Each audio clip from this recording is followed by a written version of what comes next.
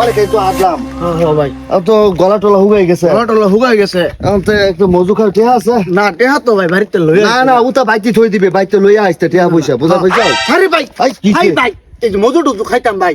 এই টিয়া পাইলে মসজিদে ডাবল দিলে করে নিন যাইতো না। চিকুন তাহলে ভাই এটা বল। দরকার নাই জানি কি হ্যাঁ। বাজান পারি জিগা এটা টেহা আমরা কি হরাম না না, পাওয়া টিয়া আমার ওটা কোনো লোক নেই কে। ঠিকই আছে। তোর লোক আছে? আরে না না না, লোক না এখন যেতে না, লোক না ভালো না।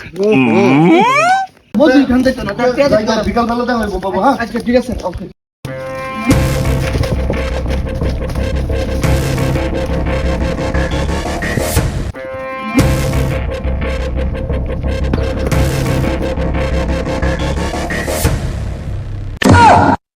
বড় ভাই আমি না টেয়ার প্রতি কোনো লোভ নাই, তাহলে কি লেগে আবার আইলাইন?